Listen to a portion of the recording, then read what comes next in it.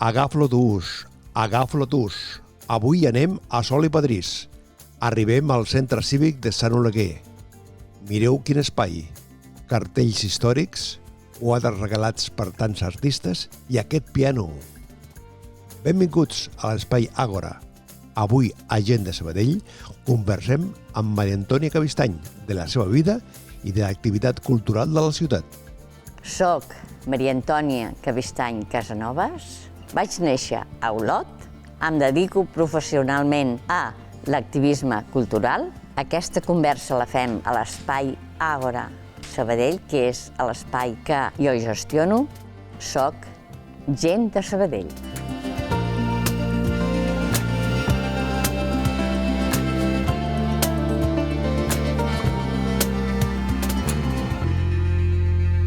Maria Antònia Cabistany, estem aquí a l'espai Àgora de Sabadell. 29 anys, Déu-n'hi-do, no? Sí, molts anys. Molts anys? Sí, però de veritat que m'han passat volant, eh? Sí? Sí. Perquè aquí han passat i passaran moltes coses, no? Bueno, no sé si passaran moltes, però han passat moltíssimes, sí. El que no hagi passat aquí no ha passat enlloc. Sí, no? Perquè, clar, aquest és un espai de trobada, del nom aquest d'Àgora, té aquesta vinculació, punt de trobada, de veïns i d'amics, però clar, vosaltres li vau afegir Sabadell, Àgora Sabadell, no? Sí, perquè Àgora és un nom conegut per tot arreu, però havia de ser Àgora Sabadell, clar, perquè si no la gent ja no sabia... Sí.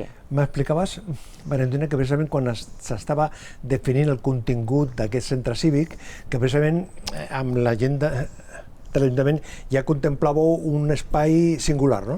Ells el que volien, sí, és que aquest centre cívic es convertís, perquè era el centre cívic del districte 1, aleshores hi havia moltes entitats, moltíssima gent, que fos plural, actiu, participatiu.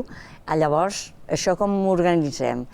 Evidentment, hi havia d'haver un servei de cafeteria, però un servei de cafeteria que programés, organitzés, preparés, engresqués, i llavors, per això van decidir que hi hauria un concurs, s'havia de presentar un projecte cultural... Projecte cultural, per poder accedir a la concessió d'aquest espai. Va ser complicat, va ser difícil, Maria Antònia, definir, per part vostra, determinar quin seria el contingut? O sigui, va ser complex presentar el projecte? No. O va ser allò, no fàcil, però... Per mi no, perquè quan el que volia fer, encarregar-se de la cafeteria, m'ho va proposar, perquè sabia que ens coneixíem per altres coses, i clar, jo sempre havia fet coses d'aquestes, jo no havia posat un cafè mai a la meva vida.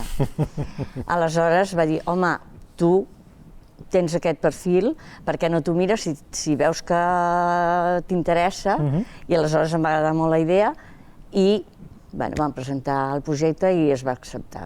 Alguna vegada has dit, Maria Antònia, que aquest és un lloc eclèctic, empàtic i rigorós. Sí. Aquesta suma de... Sí, perquè eclèctic és que una mica el bo, una mica d'aquí, una mica d'aquí, una mica d'aquí, una mica d'aquí, una mica a nivell social, a nivell cultural, a nivell... Vull dir, aquí té cabuda tot el que és bo, t'interessi més o menys, t'agradi més o t'agradi menys. Coses amb grans professionals o amb grans amateurs. Aleshores, empàtic, que evidentment hi ha d'haver, perquè si no hi ha comunicació, doncs no. I rigorós, perquè no tot val. Ni tot ni tothom. El que passa, Maria Antònia, clar, inicialment, el projecte inicial de l'espai Àgora Sabadell era fer 3 activitats al mes, no? 3. I al final això totalment canviat, no? Sí. La mateixa dinàmica... De vegades en fem hasta 25 o 30 al mes. És a dir, això, Maria Antònia, és una mostra de la riquesa, de la creativitat cultural que hi ha a Sabadell i al seu voltant? Efectivament. És que un dels meus objectius, jo crec que potser l'objectiu de la meva vida ha set posar el granet de sorra, ajudar a visibilitzar lo positiu i bo que hi ha al món, i a la ciutat, i al món de la cultura, evidentment. Aleshores, aquí era un espai per ajudar a visibilitzar tot això. Aleshores, bueno, aquest ha estat una mica sempre el... Llavors, segons què i segons qui, aquí no hi han tingut cabuda. Però sí és cert, jo et parlo en aquest cas des de la doble vessant d'espectador i circumstancialment de ser-hi en aquest espai per col·laborar o per presentar, sempre és un espai còmode, senzill, amb una relació molt directa amb la gent. És a dir, que l'ambient que es conforma també, quan vens d'espectador, és molt còmode, i quan vens a parlar d'algun contingut també es dona aquesta circumstància. Perquè al ser un espai més petit, és un cafè-teatre, aleshores això aquí queda molt bé. I és el que volíem, Vas néixer a Sabadell, vas néixer a... Correcte, estaria pensant a Sabadell, no, tu vas néixer a Olot. Vaig néixer a Olot, sí. Clar, no sé si preguntar-te, a la teva infantesa, pensaves que la vida et portaria per aquest camí? No. Mira, et dic que sempre he tingut la gran sort de que tot ha anat sempre molt fluid. I el que tinc clar és que a Olot jo tenia una família meravellosa, que vivia una tranquil·litat enorme, una llibertat absoluta dins d'un ordre, evidentment, però que Olot i tot el que fèiem ens va, a mi personalment, i suposo que molta gent, ens va ajudar a estimar molt la cultura, perquè a Olot hi havia, i encara, a l'Escola d'Arts, d'Art i Oficis, molts pintors. Només volcans. I suro. Només volcans i suro. I molta força. I molta força. I a més, clar, vull dir, molts pintors. Clar. Molts. I l'assignatura de dibuix era tan important com la de matemàtiques. Llavors, música en directe cada cap de setmana. Això et va marcar, tu creus? Oh, i tant que sí, perquè ens va fer estimar. Conèixer, estimar. Sí, però a part de conèixer, estimar, perquè clar, hi havia una cobla cada setmana. I no era només escoltar allò, era obrir al món, a la música. Clar, parles de la música, parles d'obrir el món, tu arribes aquí a Sabadell, te'n vas a l'Autònoma i vas a estudiar filologia hispànica. Sí. M'explicaves que va ser tota una experiència, això de pas estar en una residència de noies. Que era l'única que hi havia aquí a Sabadell. Però suposo que encara que sigui la Garrotxa, Olot és una ciutat com cal en aquest cas, però aquest canvi també va comportar alguna novetat, no, Maria Antònia? O no? Va ser fantàstic, perquè tot va venir fluid. Clar. Aleshores, per què? A la residència hi havia, era una residència de noies, que era l'única que hi havia, molt a prop de la Rambla, que ja no hi és. Aleshores, allà hi havia bibliotecàries, hi havia mestres, hi havia estudiants, aleshores, i sempre jo, soc fill única, vaig venir aquí, no coneixien a ningú, i des del primer dia vaig tenir la gran sort de trobar gent, persones, noies, que em donaven la mà. Maria Antònia, vine, Maria Antònia, mira, Maria Antònia, tal. Sempre una meravella. I te'n vas a Torreromeu. Sí, perquè allà hi havia diverses mestres que treballaven a Torreromeu, llavors els hi donaven pis de mestres, i amb una que era gallega, per cert, la Julita, li van donar un pis de mestres i em va dir, Maria Antònia, el curs que ve em donen un pis de mestres, tu vens amb mi. Home, no, sí. Però tu sabies el que era la composició social que tenia el barri? No. Sabies que era Sabadell i ja està? Bueno, jo veia perquè... Més o menys. Veia perquè... Classe treballadora... No, perquè escoltava que de vegades veia que algú venia d'allà, que i els veia amb qui venien... I a més, la dificultat de comunicació del centre de Sabadell cap a Torreromeu sempre ha estat tremenda, no? O sigui, la comunicació ha estat dificultosa, per dir-ho d'una manera. Bueno, però llavors en aquells moments Torreromeu era un punt... I vas descobrir un món allà? Sí. Vaig descobrir un món. Vaig descobrir un món impressionant, perquè vaig descobrir tot un món cultural, social, polític. Hi havia un munt d'activistes polítics d'un munt de partits i de grups, de col·lectius. Vaig descobrir grups de teatre, vaig descobrir els del centre cívic que feien coses meravelloses. I a més, donaves classes de català? Perquè després em van demanar, com que començaven i em van demanar si volia donar classes de català i vaig dir que sí.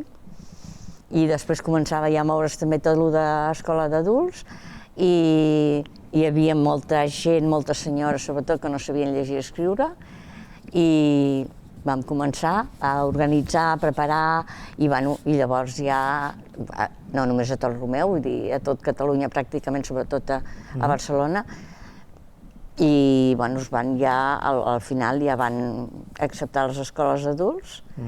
Estava pensant, Valentina, clar, el canvi a tot Romeu, amb aquesta circumstància que tu explicaves, que coneix una part de l'activitat política, l'activitat social, la sensibilitat, els recursos, la demanda que tenia la gent, et va servir per conformar-te un tarannà, una manera de viure el món, de viure la vida, a partir de la teva experiència? De valorar el que hi havia, el que no hi havia i sobretot de valorar la generositat tan impressionant de la gent.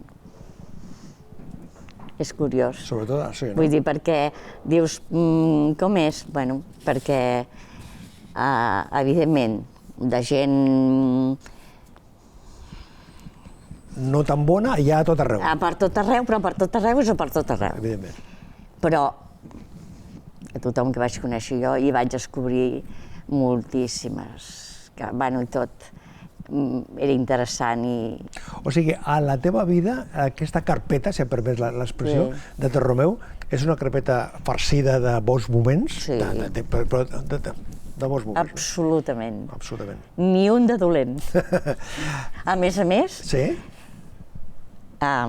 Sortia a caminar per allà perquè m'havia de trobar amb els de teatre, amb no sé què i tal.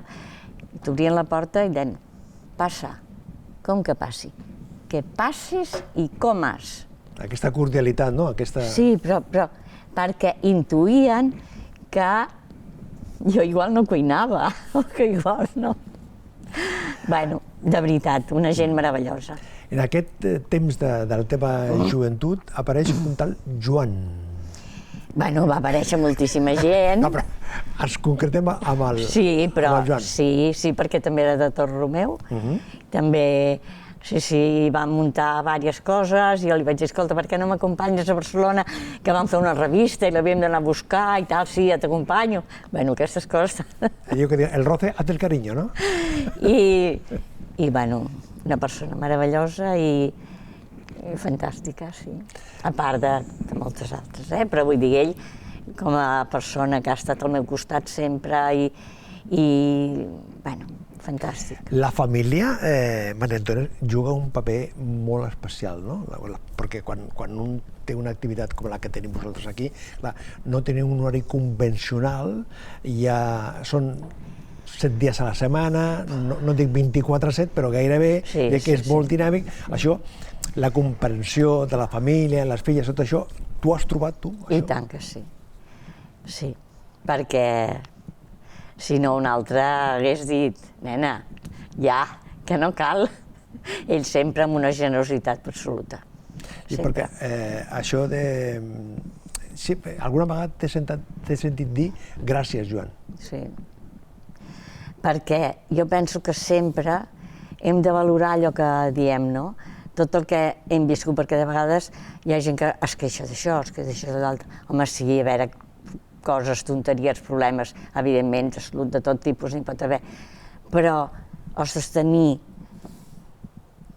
la gran sort, però a part és que ho has de valorar, perquè si no ho valores, és una gran persona, un gran pare, ha estat un gran gendre, un gran avi, un gran company, que sempre, d'acord, Maria Antònia, encara que... No, això no hauries de ser, home, per què fas això? Sí, vinga. És crític? Saps? Sí, però després... Però, o sigui, és crític cap a les teves decisions o... No, sí, perquè em diu Maria Antònia, home, això potser aniria millor així o així o així, però això és normal. Vull dir, però, a més, la majoria de vegades té raó. Sí? Sí. Perquè té una visió més terrenal de les... Sí. De les coses, no? Sí. I, bueno, i després, gran actor, Sí? Però tu saps quan està actuant? Ha actuat moltes vegades aquí. No, però quan està en l'escenari, jo sé que... Però quan parla amb tu... No. No te n'adones o no ho fa? No ho fa, no. Explica acudits i fa coses i riem molt, Riem molt tots dos. Que és el còmic de la família? Sí. Còmic. I no ho sembla, però ho és. Sí? Sí.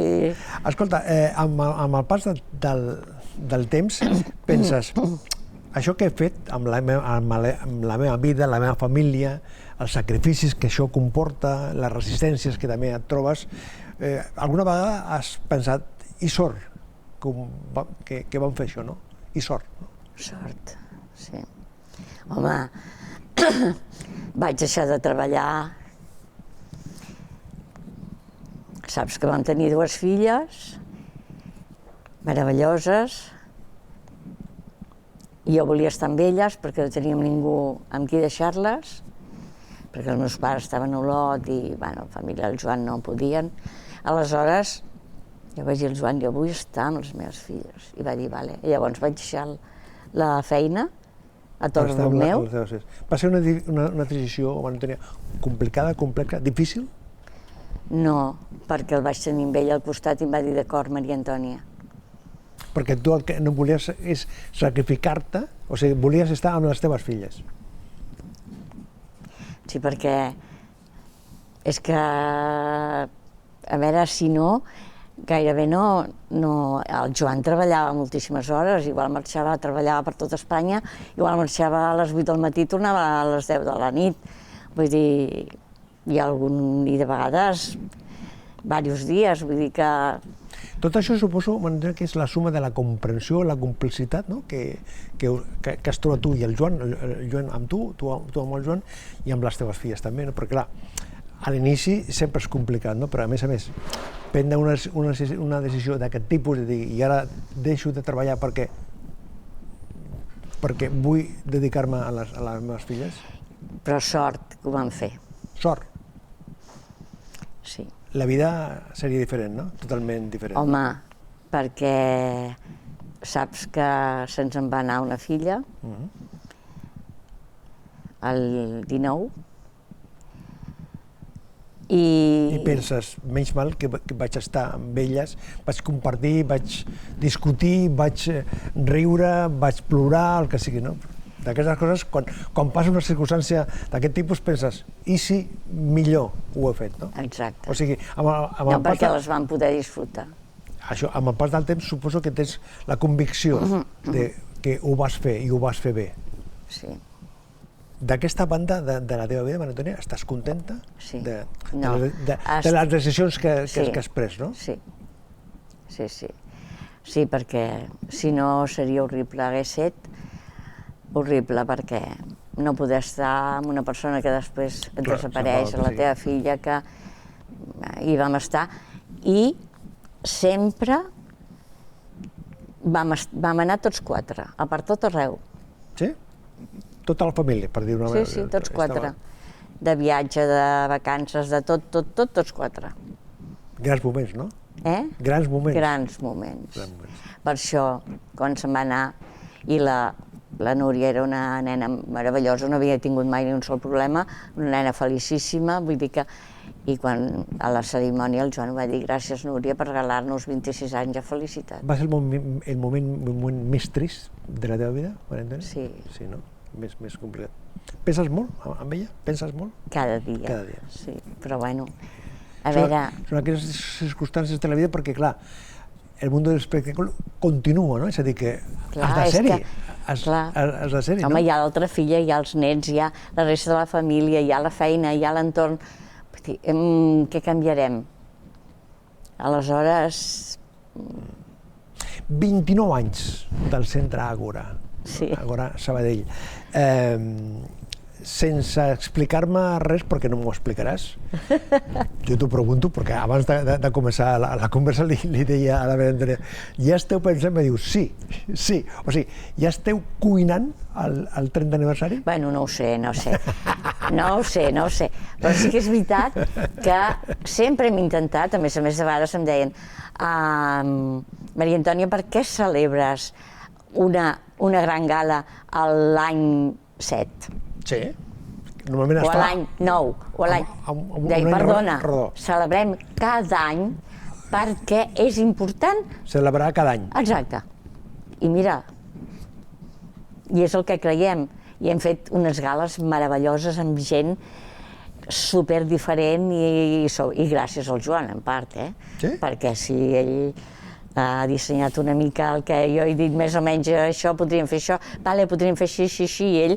Vull dir, sí, però sobretot a moltíssima gent de la ciutat que ha passat, que ens ha ajudat, que ha col·laborat d'una manera absolutament generosa i, bueno, tot tipus d'actors, artistes, ballarins, amb els bots, amb els espectacles meravellosos, gràcies a la gent. Però també, Maria Antònia, suposo, gràcies a la vostra visió de definir, de determinar aquest espectacle, aquest projecte, aquest plantejament de música o de presentar un llibre o de fer una conferència, hi haurà gent. És creure també en el plantejament, no? És creure. El que passa que no hem posat mai límits, ni dir, no, escolta, això perquè ha vingut moltíssima gent, com funciona això?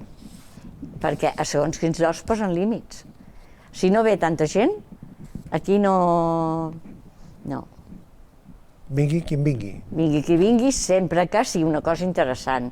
Aquest és la clau, que el plantejament, que l'oferiment, que l'espectacle, que el projecte, que l'acte tingui una veritat. Sí, això que et deia, et pot agradar més o menys.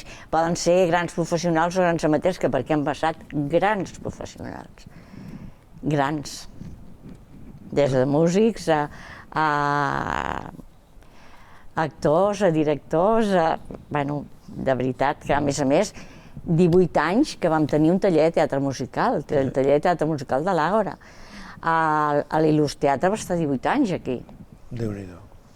Clar, però han passat gent, hem fet coses amb el Museu Egipci, hem fet coses amb tertúlies literàries, tertúlies filosòfiques, amb coses solidàries amb un munt d'artistes, coses de monòlegs, els primers monòlegs van començar aquí, quan encara no eren famosos els monòlegs. Vull dir que, o sigui que, a més... No, i a més, és això que tu deies, de la cordialitat, el plantejament. Jo parlo per la meva experiència, quan he tingut l'oportunitat de ser-hi en aquest escenari per presentar algun llibre o per participar en algun acte, sempre hi ha aquesta cordialitat, aquesta sensació que estàs a casa. Estàs amb uns amics, que hi ha els que sí, però hi ha a casa. Has parlat alguna vegada que és un espai relacional. És a dir, que gent que ve, que es troba... Aquí s'han trobat amics, s'han fet famílies, també, no? Sí. Totalment, no? Aquí perquè ha estat un espai de creació de vincles. Sí? Sí, perquè hi ha gent, per exemple, un pintor, un escriptor, o un poeta, o un músic, igual jo els he presentat. Escolta, i per què no munteu no sé què? Escolta, i per què? I no us coneixíeu? I com és que no us coneixíeu? Sí.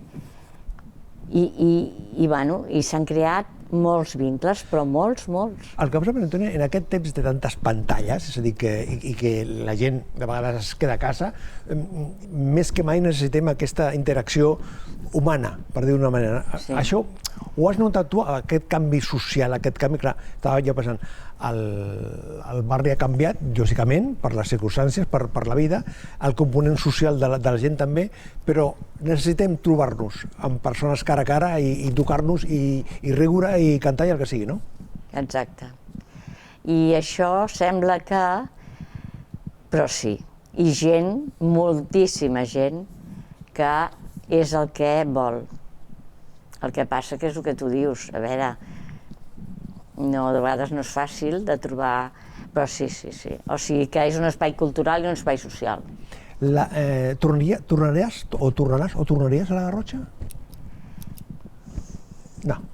Estàs bé a Sabadell? Estàs contenta? Estic molt bé a Sabadell, perquè la meva filla, els meus nets viuen aquí a Sabadell i...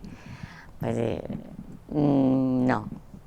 Escolta, què li diries a un jove que ara s'estigui mirant, a una persona jove que vulgui dedicar a això de la gestió cultural, a l'activisme social, per la teva experiència, tu que has parat per diferents... amb aquest... Home, vam tenir conveni amb l'Autònoma teníem alumnes d'Humanitats que feien gestió cultural i venien a fer les pràctiques aquí durant molt temps.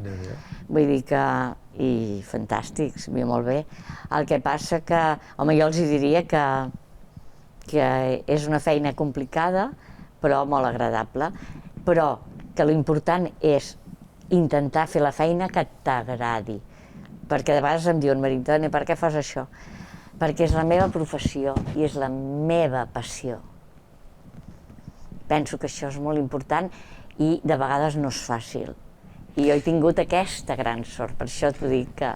De la passió i de la seva professió, de la seva vida, hem compartit aquesta estona amb la Maria Antònia Cabestany. Maria Antònia, gràcies per compartir aquesta estona, enhorabona per tot i fins la propera. Moltes gràcies i deixa'm dir, si em deixes dir, que qui no conegui l'Àgora, que vingui algun dia, que es prengui un cafè, que doni una volteta per aquí, que xerrem, que hi veurà, perquè de vegades no és el mateix que t'ho expliquin que ho visquis, no? I tant que sí.